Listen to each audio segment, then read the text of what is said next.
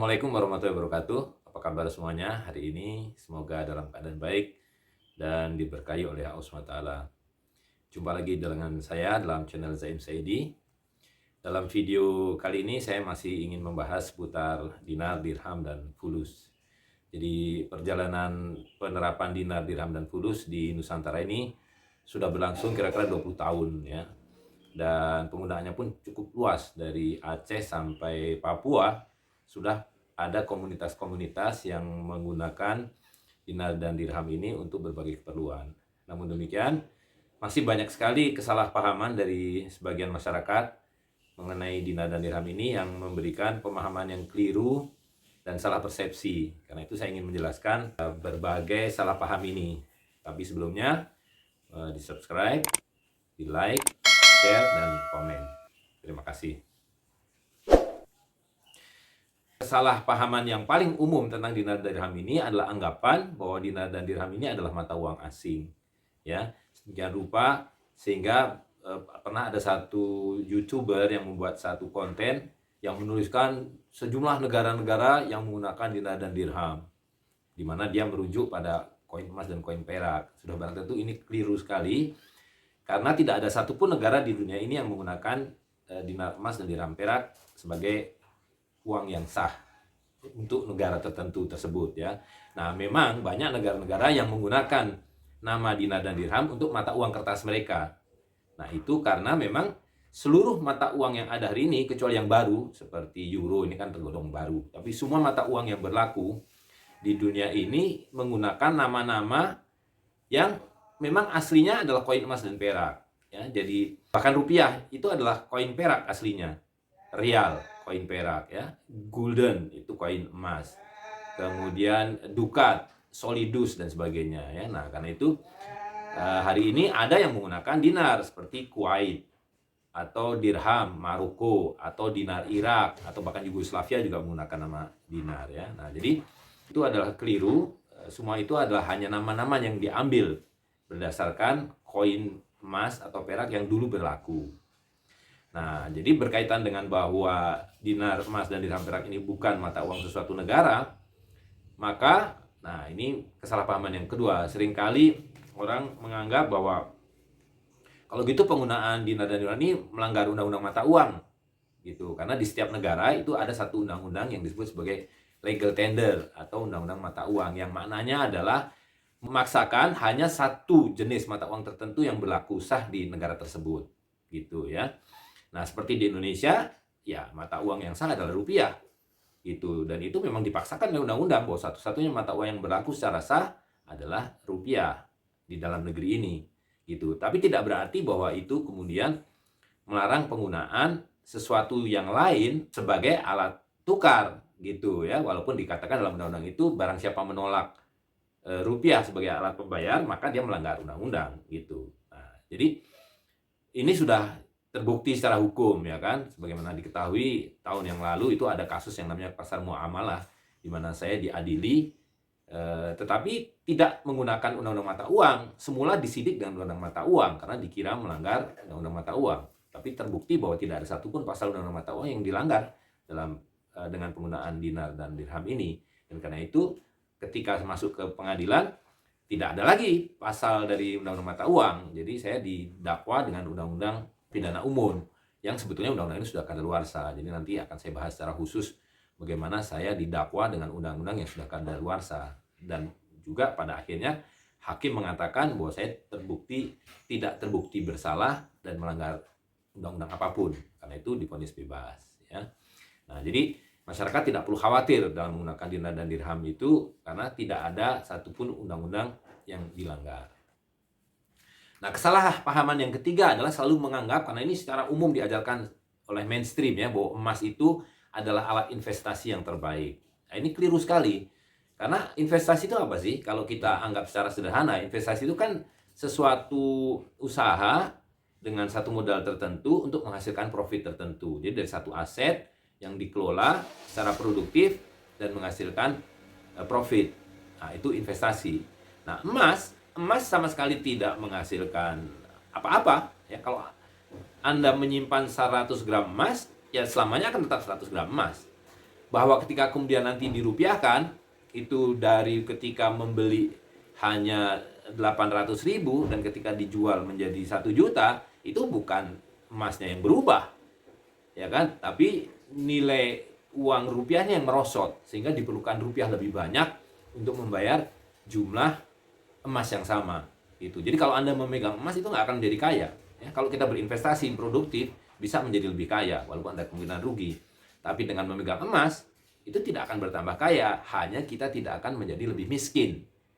Karena turunnya nilai mata uang kertas yang kita simpan. Ya. Nah, jadi itu perlu dipahami. Nah, yang keempat, banyak orang yang masih menganggap dinar dan dirham itu mata uang zaman dulu, jadul, ya kan? Nah, jadi karena ini sebetulnya ada sudut pandang numismatik. Nah, justru karena memang dulu tadi uang kita itu adalah emas dan perak, apapun namanya. Gitu. Nah, secara numismatik nilai uang koin dinar dan dirham, emas dan perak itu bahkan melebihi nilai yang berlaku. Itu sudah pasti biasanya karena nilai numismatik atau kekunoannya itu membuat dia punya nilai lebih karena kelangkaannya, karena keunikannya, ya. Nah, tetapi dinar dan dirham ini sekarang berlaku. Nah, jadi kita bisa mengatakan dinar, emas dan dirham perak itu adalah mata uang alat tukar masa lalu, masa kini dan masa yang akan datang, ya. Jadi emas dan perak itu universal, tidak mengalami perubahan nilai, tidak termakan oleh zaman, gitu. Nah, lalu ada satu lagi yang juga salah paham, orang selalu menanyakan mengenai sertifikat. Jadi kalau ada dinar dan dirham yang ditanya sertifikatnya mana? Nah, ini kekeliruan sangat besar karena kita mesti tahu sertifikat itu apa sih? Ya kan? Sertifikat itu kan secari kertas yang memberikan keterangan tentang spesifikasi koin-koin tersebut, beratnya, kadarnya, siapa penerbitnya, ya kan? Nah, orang suka keliru menganggap bahwa sertifikat itu adalah satu jaminan, bukti jaminan. Sama sekali tidak, secari kertas itu, dirobek ya robek. Yang menjadi jaminan adalah emasnya itu sendiri atau peraknya itu sendiri. Gitu. Nah, di dalam dinar emas dan dirham perak, lebih-lebih dia adalah uang, berbeda dengan perhiasan. Jadi biasanya yang dikasih sertifikat itu adalah perhiasan. Nah, di dalam dinar emas dan dirham perak itu seluruh informasi yang diperlukan yang biasa ditulis di dalam sertifikat ada di dalamnya, ya kan? Nama penerbitnya yang berarti ada penanggung jawabnya, dalam hal ini adalah para amir dan sultan dari amirat dan kesultanan mana, lalu nama amir dan sultannya. Nah, dialah yang bertanggung jawab atas jaminan, takaran dan timbangannya. Dan dia mempertanggungjawabkannya bukan hanya kepada manusia, dia mempertanggungjawabkan kepada Allah SWT bahwa takaran dan timbangan dinar dan dirham itu adalah benar. Lalu di situ ada disebutkan takarannya atau beratnya 4,25 gram, 22 karat, ya. Nah, lalu dalam hal dirham adalah perak murni seberat 2,975 gram. Itu. Nah, jadi sama sekali tidak diperlukan sertifikat ini karena sertifikat ini adalah bagian dari proses bagaimana kita dikelabui sehingga mempercayai sesuatu yang tidak ada dibandingkan yang real ada. Ya, seperti bank itu. Bank itu kalau ada nasabah berhutang, kalau dia dikasih jaminan tanah atau rumah, dia tidak mau. Ya, mereka meminta jaminannya adalah secari kertas, yang namanya sertifikat tanah atau sertifikat rumah. Begitu juga uang kertas ini yang kita pakai hari-hari sekarang ini, itu kan secari kertas. Kita dibuat percaya bahwa itu punya nilai. Nah, karena itu dalam hal emas dan perak, juga kita dikelabui dengan cara begitu. Jadi bahkan ada kartu plastik yang itu sebagai silver card atau gold card, di mana yang makin besar Anda bisa berhutang, itu disebut emas. Nah, ini kan satu pengelabuan dan membuat kita berpikir terbalik, ya. Jadi kita harus kembali mempercayai jaminan yang real, yaitu dari para sultan dan amir yang mengedarkan koin emas dan perak itu, dan bukan kepada secari kertas. Saya sekarang berada di Cape Town, sudah sepekan dan saya berbekal madu rihla. Jadi ini untuk menjaga kebugaran, kesehatan, dan stamina saya selama dalam perjalanan. Ada beberapa jenis madu rihla yang berkualitas tinggi dan rasa enak. Kesalahpahaman yang lain adalah bahwa emas dan perak ini, koin dinar dan dirham ini berat, dibawa-bawa, repot, ribet. Nah, ini mitos, ya. Jadi coba Anda hitung itu, membawa satu keping koin dinar senilai hampir 4 juta dengan uang kertas. Katakanlah pakai lembaran yang terbesar 100.000, itu berarti ada 40 lembar. Ya, menghandle 40 lembar kertas segepok begini diberikan satu koin, itu ribet mana? Gitu kan. Dan kalau beratnya ditimbang, ya, 4 gram emas dibandingkan 40 lembar uang Rp100.000, ya. Lebih berat uang Rp100.000, dia lebih bulky dan sebagainya. Begitu juga dirham, ya. Nah, jadi itu adalah mitos.